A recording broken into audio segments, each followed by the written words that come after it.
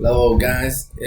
Today we work online. We did some sentences with using going to, but we also remember these pronouns and the verb to be, la parte que debe de llevar. For example, I am, you are, he is, she is, it is, we are, and they are. ¿Ok?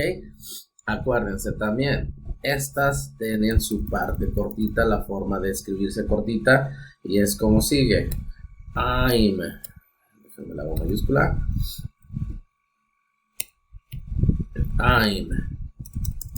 I'm sorry, porque todavía un poquillo enfermo, por eso me escucho así. You're. Ok. Ya me equivoqué.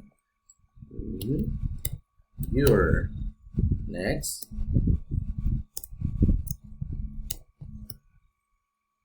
His.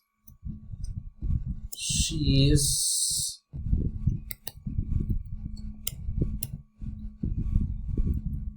It's.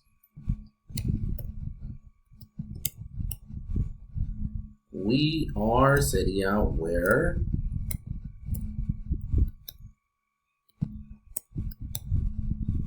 And they are sería their.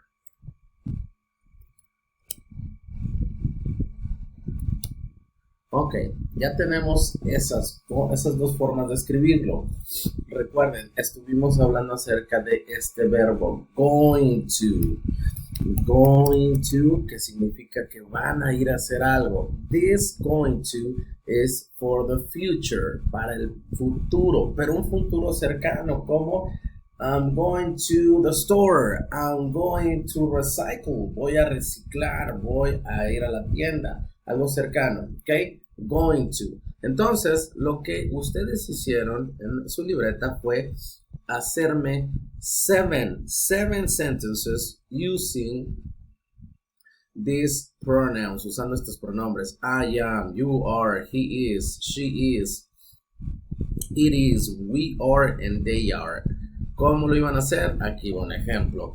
I am going to plant. ¿Ok? Puedo ponerle I'm going to plant, let me see, some trees.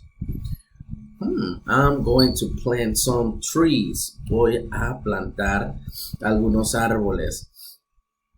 ¿Ok?